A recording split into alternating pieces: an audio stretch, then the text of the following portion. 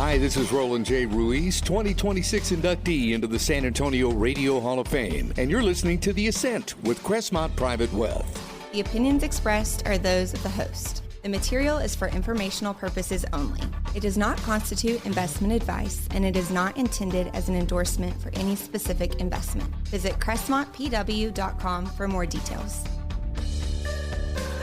Welcome to The Ascent. This is Sam McGee with Crestmont Private Wealth. We have offices in Houston, Texas, and Boerne, Texas, and we're recording at the Boerne studio. I'm sitting next to greatness times two today. Roland Ruiz, who is going to be in the San Antonio Radio Hall of Fame. Big shout out to him. Absolutely outstanding career. You've probably heard his voice through the Spurs or through Boerne Radio. He's here local in Boerne now and works with Baron Wiley, and we're really blessed to have him. Congratulations, Roland. Thank you. And the other piece of greatness is my business partner here, Hannah Perry. When we started working together, it's been what, 10 years? 10 years in June, so we're 10 years a little in over June. 9 years. Oh my gosh. Wow. Okay, so I need to start working on a 10-year gift. Okay, so Hannah and I came to meet through a gentleman who is a CPA in Houston, a guy named Lance. We'll just call him Lance. And I got a random resume one day. And as I said, this is over a decade ago. And we weren't even hiring, I don't think. And I'm like, wow, this is a good resume. She has an internship, and we brought her in, and she did really well, and we hired her, and she went from, well, you tell the story. Tell the story about how you started with us and what you're doing today, and maybe a little bit about your traveling journey with the company.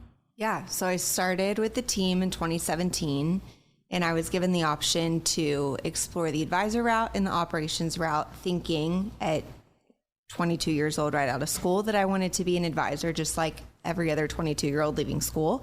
And I realized that I loved the operations side. I love to be behind the scenes. I love to make sure things run smoothly and help with that client experience end of things. And so that is the path that I pursued. I hadn't even been with the company a year, and I moved to Lakeway. Let's just be really clear. You love the Hill Country. I love the Hill Country. Okay, all right. There we go. Yes. So I started in June. I moved in April and was in our Lakeway office for a while, still pursuing the operations role, taking on new responsibility. We had gone through a transition, custodian change, a couple of vendor changes while I was there that I played a big role in those transitions. And then after 2020, Sam and his family moved to Boerne, and my family was quickly behind. We moved here a little over a year ago, May of 2025, and I just have continued to grow in my role in the way I contribute to the team and serve our clients. So Hannah, if you haven't noticed already, is super modest, but I do want to share a little bit just about her background. For those of you that already know her, you may know this, you may not, but super interesting. So I can't say what agency, but when she was interviewing with us, she told us that she had the opportunity to go to a certain very big political city and do some really interesting agency work, which kind of perked my ears up because I'm like, oh man, attention to detail. And if she passed that background check, she's going to be good for us. And so here she is now, an equity partner and the chief operating officer for Crestmont Private Wealth, and we are today, what, 380 million, something like that? Yep. In total assets, yeah.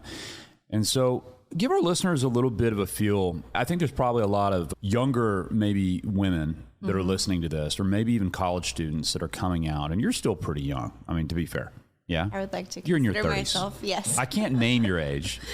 Yeah, I can't do that, but you're in your 30s. I am. And you're a chief operating officer. That's pretty quick with a growing company, and you contribute so well. What do you think the keys to success were for you? Like, if you could give somebody advice who's coming out of school right now or maybe earlier in their career, what's been the pivotal things for you? I think just being willing to take on any task. Just be a team player, get involved. Even if it seems really small and maybe not important at the time, it will help you. I think a lot of career growth for someone personally is if you're willing to be a team player. Are you willing to step in and put on whatever hat that is asked of you, even if it doesn't fall in your lane of job responsibilities? Never think that you're too good for something or too old to do a job. Just be willing to do whatever is asked of you. And then in time, your responsibilities will grow, and then you'll have a better understanding for the bigger picture of what you're working on in the future. No, it's well said. I mean, Roland, I'm just sitting here thinking about one time she went up and visited with a certain client who's a sweetheart, by the way. And she ended up grocery shopping with her that afternoon. I'm like, wow, yeah. I mean, let's talk about customer service, spent the afternoon with her and then came back. I think that's a really cool quality that you've got, Hannah. And we're really blessed to have you here at the company, but also in Boerne. So I hope those that are listening in Boerne get to know you when they come by the office and see you around town and meet your husband, Ethan, and your absolutely precious kids. Yeah, amazing family. So I'm going to pivot a little bit to something you said about a custodial change. Mm-hmm. And we're not going to talk about the names of the custodians today, but you kind of maybe glossed over that a little bit. That was a huge deal. And I think someone who is maybe a wealthy individual who's listening to this may not realize there's choices of custodians when you work with an independent advisor. Mm-hmm. And the independent advisor actually chooses the custodian. So what are some of the things that maybe went into evaluating a custodian from your perspective as a chief operating officer and our compliance officer? Mm-hmm. And also, what was it like to change custodians? Because I don't think a lot of people understand that. So changing custodians was a beast of a project. I think I was actually pregnant at the time, which made it like even more of a chaotic season. But from the client's perspective, everyone had to sign new paperwork. And we wanted to make sure from a client experience side that went as smoothly as possible, that there weren't hiccups. We made it as easy for clients as it could be. And then as far as choosing a custodian, it was really important for me to have a service team that we could go to if we had questions, if we needed to pick their brain about how to do something seamlessly. If we had a pain point, how could we resolve it together without going back to the client?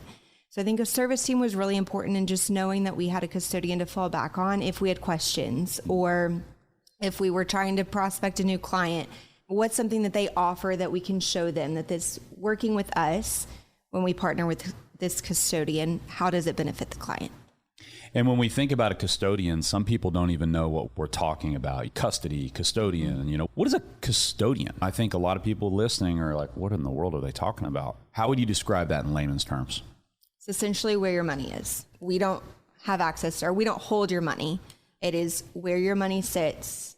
It's where you log in, you can see your accounts.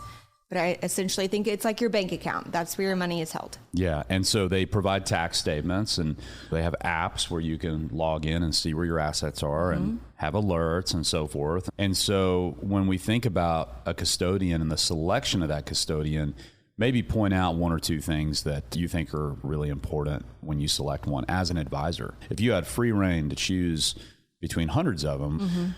A big one for us is some of the compliance things that they had in place. So the custodian we chose, there were certain insurance things that we had to follow that wasn't a requirement with other custodians. And so that helps protect us. And then it also shows that custodian really values the protection of us and the clients that we are working with. So Hannah, in terms of kind of the client safety, I know a lot of people are interested in that. When they work with an independent advisor, they want to know that their best interests are taken care of. What are some of the things from a cybersecurity perspective, which is a big deal, mm-hmm. that you think about? So we encourage all clients, all of our platforms, you are required to do dual authentication. And that is something that we push all of our clients to do also on their personal things, just to protect themselves. And then from a money movement perspective, any request that's sent via email, hey, I need $100,000. We are always going to call the client on the number we have on file to verify that request came from them. And we do not send funds to third-party accounts, no third-party wires, just to make sure that we are protecting ourselves and clients, that any request we get is genuinely from them and it does in fact make it to their bank account. In addition to that, you can set up certain alerts so that you're alerted when money comes out, you're alerted with trades, you're alerted when someone signs on to your account. And that sort of stuff helps just you be aware of what's going on in your account if those are things that interest you. So I'm going to pivot a little bit kind of to the softer side of things here. And a little bit more personal, because I know some people know you really well, and you've gotten to know a lot more people in the community and our clients through your school and whatnot, where your kids go. But share a little bit about maybe your journey in terms of where you went to school and what you're interested in and what kind of drives you every day. Yeah. So I went to LSU. We are a big football family. My husband went to TCU, played there. So the fall is our time that we love to wake up, cook breakfast on the Blackstone, and watch College Game Day outside while the kids play. I am a mom of two. I have a 4-year-old and a 10-month-old. And outside of Crestmont, my life is a total zoo, but it's the best kind of chaos in the world. Like Sam mentioned, we moved to Boerne about a year ago, and we are slowly but surely trying to get plugged in and just make connections. But what drives me is serving our clients, but also just serving my family and my kids. It's really important for me that my kids see that mom can be present with me, and she can also pursue things that are important to her. I did volunteer to be in charge of the Teacher Appreciation Committee at the kids' school, which... Oh boy, it all starts there. which is maybe a little bit of an ambitious goal, but it allows me to be present with them, be involved at their school, get to know their teachers and other moms. And I still get to have my full-time job and be happy and pursue my professional goals too. Yeah, and I remember one of the first things that you asked me when you moved to Boerne, and we don't have to mention the church or anything, but faith is very important to you. Yeah. And serving is very important to you, and teamwork is very important to you. And so I've seen that play out throughout your journey with us in 10 years. I would love just to hear on the spot here, this is unscripted, over the past 10 years, you've seen our company grow in a lot of ways. When we first started, we didn't really have maternity leave, but now we do, and it's fully paid if you've been with us for 5 years, and you've added so much to the team through your teamwork and your faith and your persistence. Where do you want to see Crestmont in the future, and what does that look like for work-life balance for you? Because I know that's very important to us, that we can have working moms and dads, and what does that look like for you? I think where I want to see the firm grow, or what I envision that to look like, is just a group of individuals that I love, genuinely love coming to work and working with them, and us all pursuing the same goal of serving our clients and serving our community. And I would hope to make a big impact in the places that we live and work in, and then just serve more people. I think, yes, at the end of the day, we are managing people's assets, but I also want people to say, oh, I'm a client of Crestmont and they helped me walk through this season. That's way more impactful than, oh, my account grew X%. I think the impact we make on someone's life outside of their account growth is way more important to me. So I think that sort of growth, and then work-life balance, we'll see what that looks like. Because right now I don't have kids in traditional school hours, but I would love to still be present in their school life and still be involved and still pursue my career. Yeah. Well said. Gosh, we're going to have to keep exactly what you just said on script. You've come on the show before and talked about Redbird Ministries, and we don't have time today to go into that, but 1% of our revenue goes back into the community in some form or fashion, whether it's support of organizations or direct contributions. And so that was largely a part of something that you brought to the table. And guys, you're really listening here today to not just our chief operating officer, but a really outstanding human being. Thank you, Hannah Perry, who leads with her heart. And those of you that are listening that aspire to manage a household of 2 or more, and also don't forget the dog, Rue. Yeah, I can't forget Rue. And do it well. You couldn't find a better role model here than Hannah Perry. So blessed to have her. Hannah, thank you for coming on the show today, sharing a little bit of wisdom on Custodians and a little bit about your journey. And let's do it again soon. Sounds good. Thanks for having me. Have a great weekend, and God bless.